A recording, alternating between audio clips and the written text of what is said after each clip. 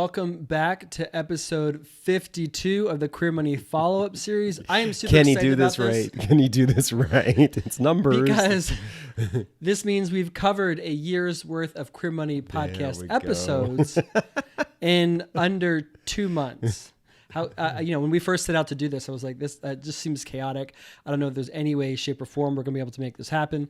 But it looks like we're actually doing it, husband. Yeah. You know, what inspired us was actually New Year's Eve. We were watching... That's why you shouldn't make decisions when you're drinking. Right. New Year's Eve, we were watching videos on YouTube, and we started watching Sophie Tucker. I'm not sure if you're familiar with the group Sophie Tucker, guy girl band, or actually not a band, but DJ and guitarist duo. And we were caught up in this idea that they have been doing DJ sets every single day since COVID began. And it was just so much fun. And we thought, we'd like to have fun like that. And we thought, let's do the same thing. It's our version of fun. Every single day, let's just go back and revisit the Queer Money podcast. Since so many of you have joined us since we began this whole process of the Queer Money podcast 5 years ago. And that's how we got started into this. So we have covered the first year of podcast episodes in the last 52 days. Ask yourself, when was the last time you did the same thing every single day, 52 days in a row? That wasn't peeing, eating, or sleeping, right? I mean, it's the second time in a row you've mentioned peeing on this podcast. I don't know if I appreciate that. But I think it's been a lot of fun. And it's not only been fun, but it's been great to revisit concepts and data from 5 years ago to see how applicable that is today, right. See if we have any improvements in our thought processes. But I think it's also interesting to revisit our thought process from that time. Right. Because I'm seeing a lot of trends in consciousness. Because when we do episodes, typically we record a podcast either 1 to 4, sometimes even 6 weeks in advance of it publishing, and then we're not always recording them and publishing them in correlation. The sequences are often different.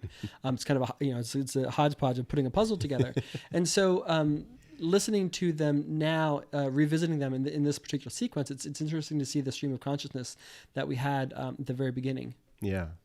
So this particular episode 52, was an episode where John and I had the opportunity to review some data that Prudential had put out, part of their LGBT Financial Experience Survey and data that came out in, I think that the survey was taken in 2017 or 2016, and the data came out in 2017, or maybe it was 2015. I think it was 2015, and then came out in 2016. Then they updated it, did this survey again in 2017, and came out with the data in 2018.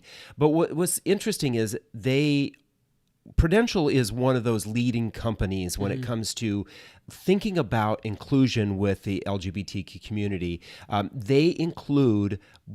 Make sure that they include, when they're looking at their data, that they are going out and doing surveys, that they're including the queer community.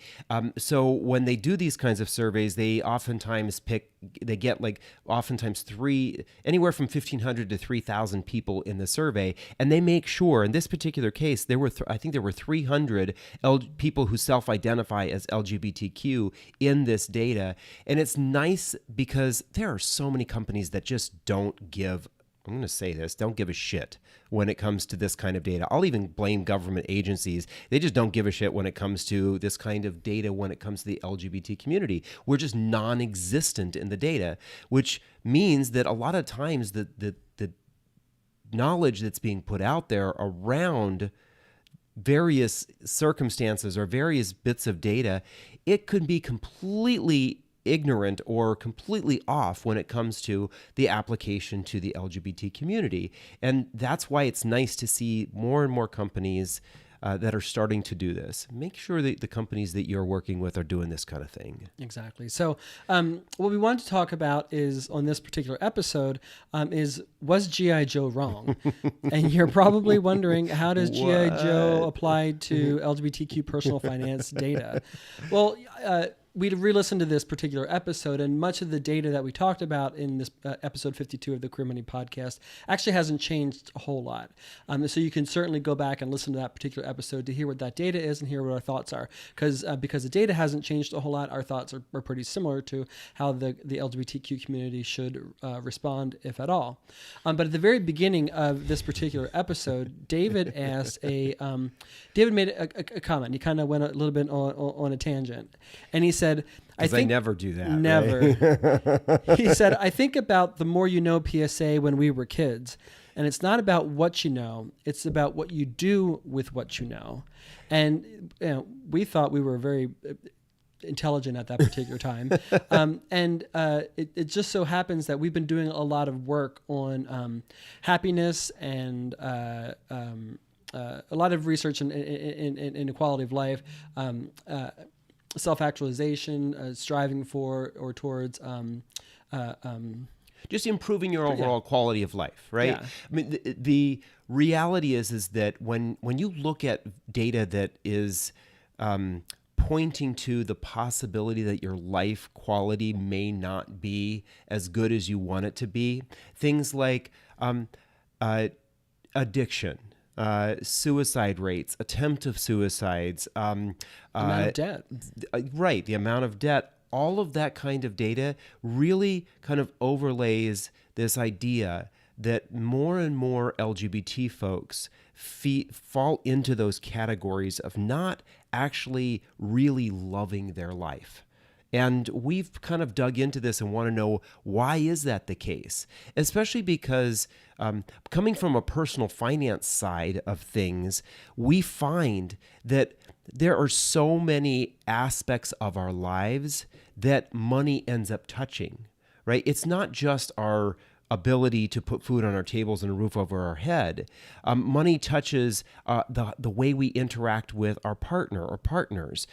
It can add to or detract from that.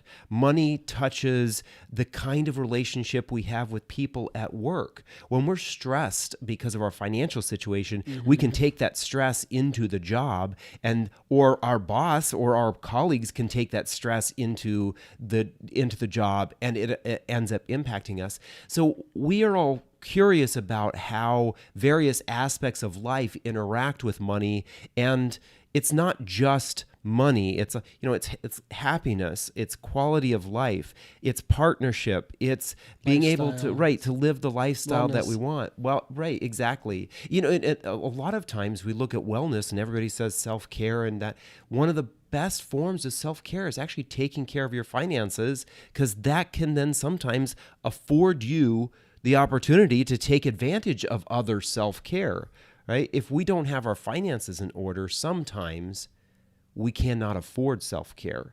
And so the self-care that we're paying for is actually hurting us in the long run because it increases our financial insecurity. Right. But that's a whole other soapbox. Yep. What we're talking about today was Gi Joe wrong? And, so is it really the more you know, or is it really what you do with what you know? And in this research and education we're doing about happiness and enlightenment and self-actualization, we stumbled upon Professor Laurie Santos from Yale University in her Science of Well-Being, one of the most popular classes, I think, in history at Yale. Yes. And she coined, with a partner of hers, she coined this term, the Gi Joe Fallacy. And the Gi Joe Fallacy is the tendency for our biases to stick around even when we should know better. So it's really not about what you know. And the reason that she brings this up is, she's the doctor of, or the professor of well-being and happiness. And she says, just because I know all this data, I know what actually provides happiness, I know what actually doesn't provide happiness, the wrong disco balls to chase, it doesn't necessarily mean that I do better. And so she was saying, I'm very often I'm unhappy, I'm depressed, I'm sad. I'm doing things that I know consciously I shouldn't be doing, but I do them anyway, and then I am disappointed because they're not providing me the happiness that I unconsciously thought they were going to provide me. And the same thing goes for sort of the micro tangent that David went on the beginning of episode 52 of the Career Money podcast, because we talked about some of this data, but it's great to know the data, but unless we actually do something with the data, Right. it really actually isn't going to provide any value. And I would argue, we have been doing this now for over 5 years when you consider the work that we were doing on our blog before we started the podcast. And we've helped a lot of folks, and I think we've gotten a discussion started, especially in major finance media. And we've really pushed the envelope with trying to get some financial services companies to engage in the LGBTQ community in a way they hadn't before. And we have a lot more work to do with that. We're definitely haven't achieved, we haven't gotten to the end goal quite yet. But there is sort of still an element, I think, of people in the LGBTQ community. And to be fair, the general population, that even though that we know we shouldn't be swiping our credit card, we shouldn't be racking up credit card debt, we should be saving for retirement, we should be investing for retirement, we shouldn't make ourselves house poor. All these things that we kind of all Shouldn't know. have that extra glass of wine. Shouldn't have that extra glass of wine. Extra whiskey drink. Extra vodka drink, so we know what we should and shouldn't be doing very often with our money, even if we wouldn't say that we're financially educated or money smart. We kind of know at a high level what we should and shouldn't be doing, but we don't necessarily do that. And that's kind of the contradiction that the Gi Joe fallacy that she coined kind of highlights. Yeah, I think that there's probably some extreme examples that we all know of, right? We all know that we shouldn't get behind the wheel and drive when we're drunk. But Bruce Springsteen still did it. Right. It's interesting that every day people die because someone got behind the wheel and drove while they were drunk. Now, that's kind of an interesting scenario because more often than not, the decision making in the process is screwed up because the person is intoxicated, right? They make a bad decision, but oftentimes the decision is led up to by that poor decision is led up to by other poor decisions, right? Choosing to have that extra drink, choosing to not make the decision early on, okay, I think I'm going to get to this point where I should take a taxi or a Uber or Lyft home, or we need to have a designated driver. That is kind of an extreme example, but I think it applies to so many other aspects of our lives. Here's a financial one where I think a lot of people make the decision early on, not thinking about the decision that they'll have to make later on. There's this saying out there that a lot of people feel like they have more month than they have money, right? And what typically happens in that kind of scenario is someone is getting a paycheck and they're not setting aside or spending the money on the necessary things. They spend money on the enjoyment of life, right? We all get that boost, right? There's memes that go around about this, how I feel on Friday when my paycheck comes in and how I feel on Sunday when the weekend is over, right? That happens to a lot of folks. And then what ends up happening is they have to put things like food or insurance or other necessities, they end up going on their credit cards, and then they just, because they don't pay those credit cards off and they repeat that process over and over again, they start to make even poorer and poorer financial decisions, and they get themselves into a place where it's very similar to the person who's getting behind the wheel and is intoxicated. They're going to make some really bad financial decisions because they almost feel like there is no other choice, right? Right. So they've financial stress, financial anxiety sort of leads to poor decision making. Yeah. Similar to alcohol and drugs. Exactly. And like I mentioned at the beginning, it is great to see companies like Prudential coming out with data, and we share this kind of data, but the decision has to, some choice or decision has to be made based on that data. Right. So we all want companies to make better decisions about the LGBT community based on what we see is happening in the social construct, right? We know that there's more LGBT people. We know that there needs to be more diversity. There needs to be more visibility. We're expecting companies to make those kind of decisions. What do we do ourselves? How do I make better decisions based on the information that I have? Right. So if knowing the information isn't enough, what is enough? Well, we've broken it down to 3 parts. The one is being crystal clear on knowing what you want. A lot of us haven't given ourselves the opportunity to figure out exactly what we want. Number 2 is knowing why we want that. And this is super critical because unless we know what the motivation is behind the what, without knowing that why, we actually might not be able to attain that goal, because knowing the why is sort of the fuel or the motivation to continue to pursue that even when the times are hard. If you want to hear more about understanding your why and the value of that, we encourage you to listen to or watch episode 6 of either the Queer Money podcast or the Queer Money follow-up series. Yeah. And then number 3 is finding a community or a support system. And I think this is something that most of us lack, simply, especially in the financial realm, because money, there's so much emotion and self-worth tied to money, and that we feel like we're not smart enough to talk about money, and that if we show our ignorance or if we tell the truth, that people will think that we're not as fabulous as we would like them to think that we are. So we're exposing lies. It's a very, very, very vulnerable situation to be able to talk about money with somebody. But having that community is helpful because, one, not only does it provide you support, it also provides you with accountability, and it can provide you with education when you need some help trying to overcome some hurdles. And so there are a number of ways that you can find community. Yeah. You can friends or family, of course, and that can be just one friend or a family member, or or a couple. And you have mastermind groups, you have investment or money clubs, you can have meetups. There's a whole wide array of community. But that community is super critical, and I think it's one that we don't talk about enough, simply because of all the emotion and baggage that comes with money. Yeah.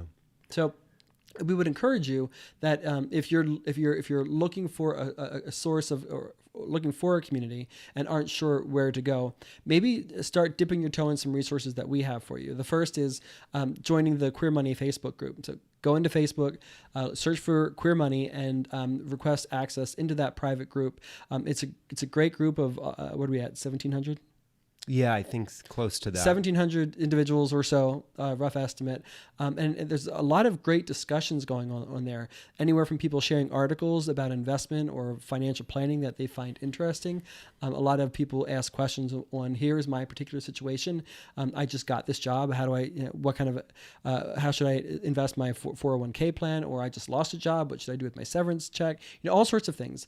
And the group provides a lot of great support in that way. Yeah, we created the group primarily as a safe place for queer folks to talk about finance, right? As John mentioned, I think that there's this kind of perception by outside of the queer community that everybody in the queer community lives fabulously, right? Mm-hmm. Well, we know that's not the case. There's a lot of facading going on, a lot of fronting. Facading. Right? Reverbing. And when it comes to our lifestyle, and we need to kind of let that go. But that also means that there's also a lot of questions that people have. Sometimes people would rather discuss these kinds of things with someone they barely even know or don't even know on social media than talk to their own partner about their financial situation. They maybe need to get the courage or the progress. And that's why part of the reason we created this as a safe place or safe space for these kinds of conversations to happen. Plus, when we see other queer people, every Wednesday we ask people to post what their wins are for their week and suggest people to talk about their wins, because the more we see other people like us having financial successes, whether that's paying off debt or purchasing a home. One of the guys in the group, I just love his story. He has gone from basically living on the streets, homeless, to finding a 2-bedroom apartment that now he and his new boyfriend can live in. And a lot of that has happened over the last year while he's been a part of this, part of the Queer Money group, because he's seeing that this is something that's possible. Now, when he shares that kind of stuff, a lot of the rest of us gain inspiration from that kind of thing. And that's part of the reason why we have the group. Exactly. So We're huge fans of the group. If you're looking for some sort of community, maybe start there and start asking your questions. The group would love to engage with you. We have a lot of financial advisors in that group, as well as insurance agents and accountants. So there's a diversity of intelligence in that group that you can glean from. As well as a bunch of people who know jack shit about personal finance. But for the most part, everybody's pretty good with their information. Yeah, and the nice thing is that it's great because people share, right? People share there are a lot of people out there who aren't in finance or anything related to money, but they have had a good experience and they can share that good experience with somebody else who's looking for some advice. Yeah, and I think one of the best parts of the group is that there's a high level of humility in the group of people saying, I don't know what to do in this situation. Can anybody help me? Right. And enough people have done that people feel pretty safe to ask their questions. If you would like to consider something else, we would encourage you to sign up for the Happy Gay Men's Club. We're going to be opening the Happy Gay Men's Club sometime in Q2. We haven't nailed down the opening date firmly yet, but if that's something that you're interested in and you don't want to miss any notifications for when those doors open, there is a link to the Happy Gay Men's Club waitlist in the description of this episode. Go ahead and click there, get your name on the waitlist, and then we'll be sure that you'll be one of the first people to find out when those doors open. Yeah, the Happy Gay Men's Club. So you've heard us talk about and encourage you as a follow-up to, or what you should do with these Queer Money follow-ups, is to get a free copy of our 5 building blocks of a happy gay life. What that club is going to do is that we're going to expand on those 5 building blocks and how, as gay men, especially gay, bi, and trans men, we can incorporate this into our lives so that we don't end up as a part of those statistics of individuals who have committed suicide, are attempting suicide, are struggling with debt, are feeling almost helpless in our lives. We want to avoid that or try to break away from that. So we're creating a group of men who are focused on that as a way of life rather than living up to some expectation that the rest of the community wants for us. Exactly. Then after you download that free copy of the 5 building blocks of a happy gay life, go ahead and let us know in the comment section below whether or not you think Gi Joe was wrong.